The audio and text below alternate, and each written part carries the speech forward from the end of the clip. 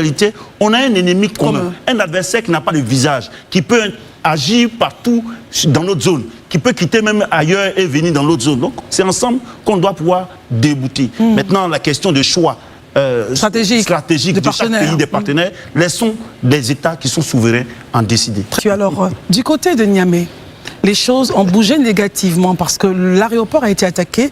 En nous parlant donc que c'était le 10 juin, dès l'aube, des hommes armés évidemment, ont lancé une attaque contre l'aéroport international de Niamey.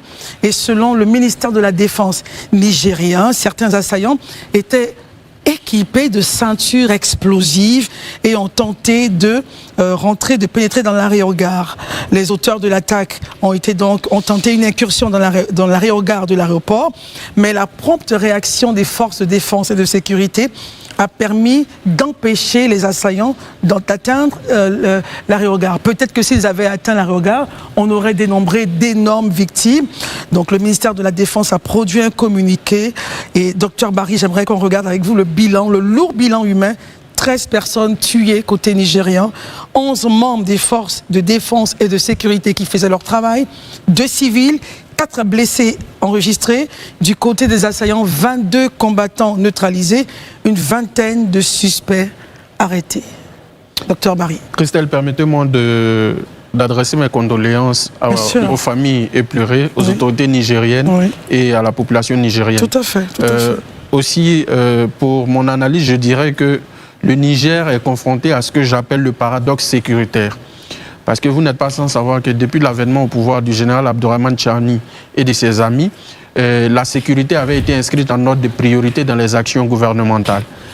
Il est vrai que l'armée a connu une montée en puissance au niveau matériel, au niveau logistique. Mais il est aussi vrai que derrière cette montée en puissance, les groupes armés aussi sont montés en puissance, ils ont changé de tactique, ils se sont réadaptés. C'est ça.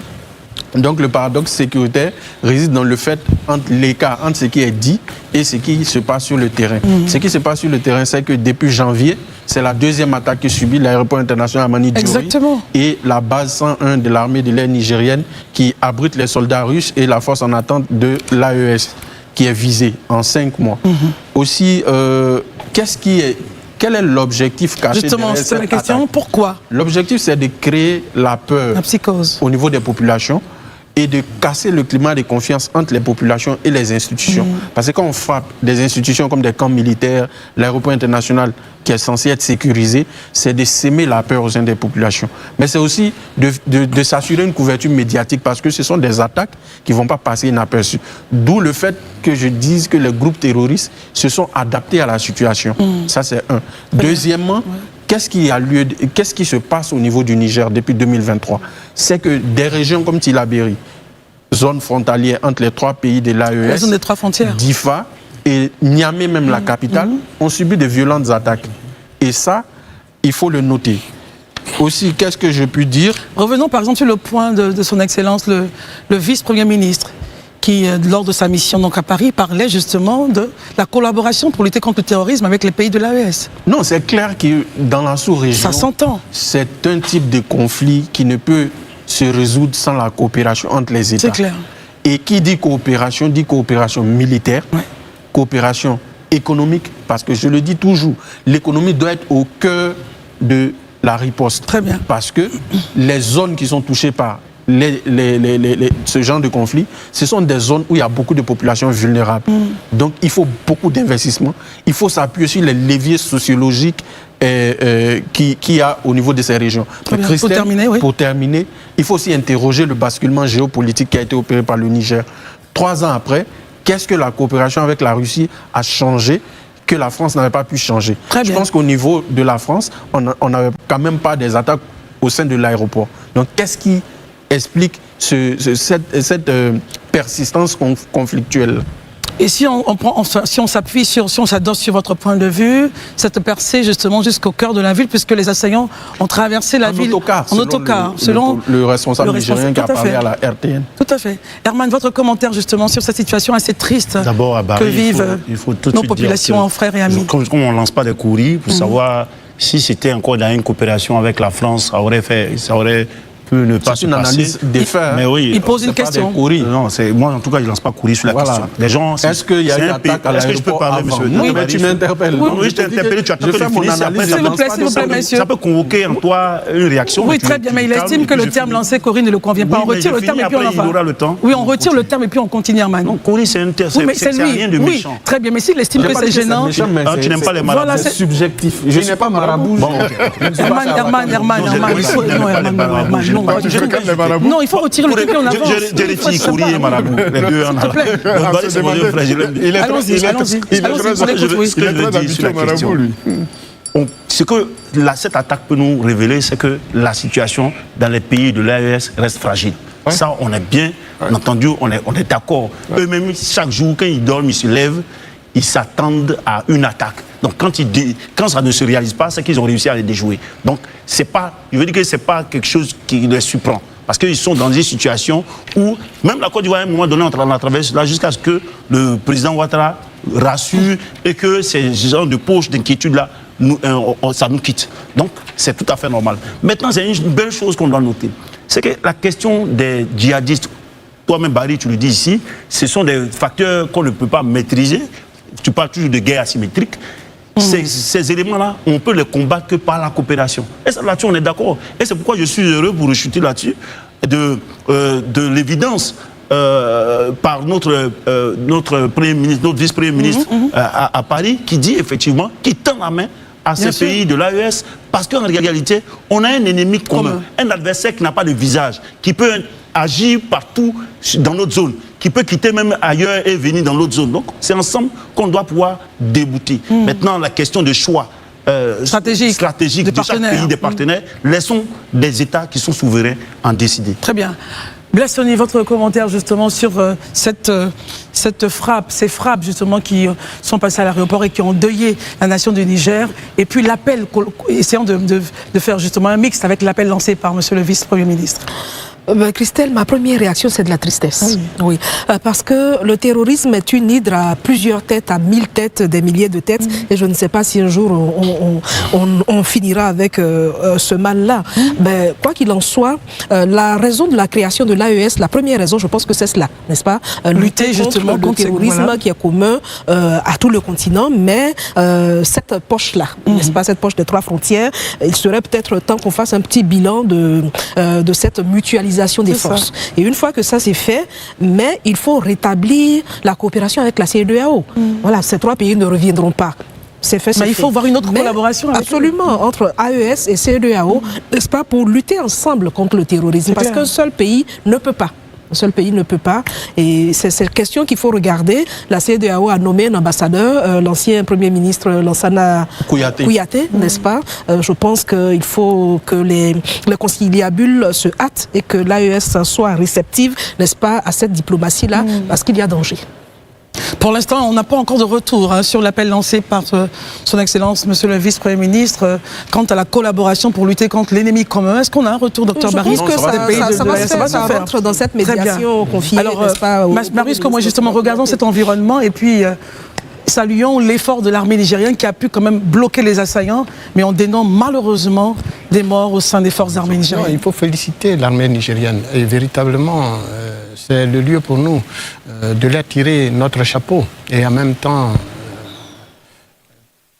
passer le même chapeau pour les familles qui ont perdu justement certains des leurs au cours donc de cette attaque hypocrite.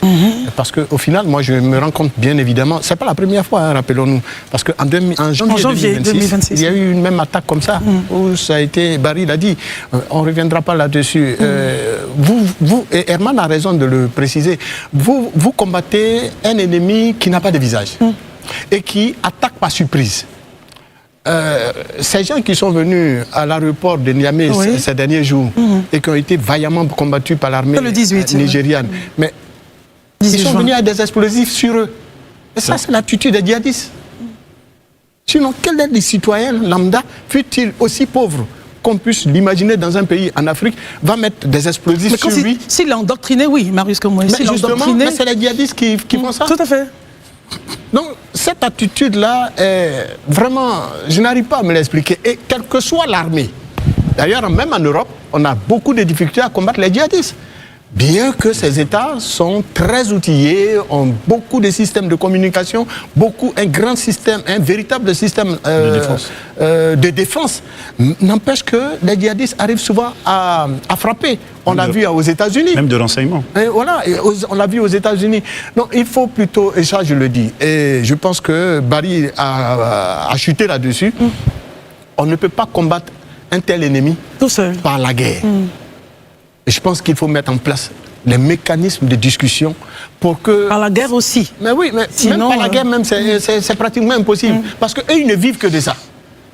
S'il n'y a pas de guerre, ils ne sont plus rien.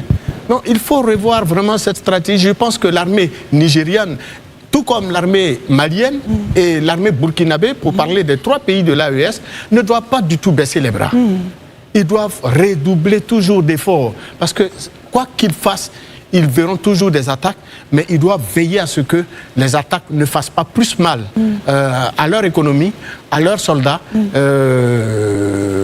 que toute autre chose, en fait. En même temps, on regardera le point, c'est vrai, vous avez tous dit, c'est clair qu'ils vont réagir à l'appel, mais est-ce qu'il ne faut pas aller à la diligence, justement, pour répondre rapidement à l'appel, à l'invitation de son Excellence le vice-premier ministre, tendre la main et rapidement créer une synergie commune AES-CEDEAO pour lutter contre ce phénomène commun? J'ai l'appelé de tous nos voeux ici. J'ai dit qu'il faut la table de discussion. Il faut associer les États de l'Afrique de l'Ouest. Et donc, ça oblige les responsables, les responsables des États de l'AES de comprendre que accuser des pays frères, des pays qui font frontière avec eux, n'est pas la bonne manière. Quoi qu'il en soit, Barry qui est plus expérimenté sur les questions. Docteur Barry, vous aviez la parole. Merci beaucoup, Marius. Docteur Barry, votre point justement sur cette question-là. Je pense que les problèmes diplomatiques, là, souvent, c'est des problèmes qui se gèrent sur un long terme. Parce qu'il y a beaucoup d'antagonisme, souvent aussi il y a l'ego qui rentre en ligne de compte. Oui, mais au vu de l'urgence, justement, de l'urgence de la situation sécuritaire. La CEDEAO a fait le pas en nommant un représentant. Ce représentant est allé au Burkina Faso, il a rencontré le capitaine Ibrahim Traoré, qui est le président en exercice de l'AES. Il y a eu cette rencontre-là. Vous savez, entre les États, les dossiers sont très difficiles à gérer, mais ce qui reste primordial pour moi ici, c'est pour gagner une guerre, il faut connaître ton ennemi. C'est clair. Il faut connaître ses objectifs. Les objectifs de guerre de l'armée nigérienne, de l'armée burkinabé, de l'armée malienne, c'est la reconquête de l'espace territorial. Les groupes armés, leurs objectifs, c'est de s'aimer la terreur. Ils n'ont forcément pas pour objectif d'occuper l'espace géographique. Ils veulent saper la confiance entre les institutions et les populations. C'est pourquoi ils attaquent, soit l'aéroport, les casernes militaires, et les endroits stratégiques, les symboles de l'État, en fait. Donc, aujourd'hui, quel est le moyen de riposte le plus adapté? C'est en même temps la force, qu'on n'exclut pas, mais c'est aussi l'ouverture. Parce que certains parmi eux ont juste besoin qu'on leur tende la main pour quitter les rangs. Et ça, c'est ce qui s'est fait dans tous les autres pays. Vous l'avez rappelé, Herman l'a rappelé. Très bien. Les États-Unis en ont été victimes, Israël, la Russie elle-même, en Tchétchénie, elle en a été victime. Mais à la fin, malgré le volet militaire, le président Poutine a tendu la main à certains des Tchétchènes, il les a ramenés dans la République. Très bien. Donc je pense que c'est ce qu'il y a lieu de faire au niveau de l'AES. Et ça, ce sont les chefs de l'État qui peuvent le faire, c'est pas la CEDEAO. Et je pense que les populations s'il vous plaît, messieurs, je pense que les populations de la CEDEAO et de l'AES n'attendent que de voir ces États qui partagent le même espace régional se mettre ensemble et lutter contre l'ennemi commun, le terrorisme. Et on applaudira en tout cas de tous nos voeux, de toutes nos mains, cette rencontre stratégique qui pourrait avoir lieu peut-être incessamment, qui portera vraiment le pas sur tout ce qu'on attend de nos États. Nous sommes frères et sœurs, on ne pourra pas se séparer, on attendra que les politiques. L'appel a été fait par la Côte d'Ivoire, on attend la réaction des États de l'AES. Messieurs,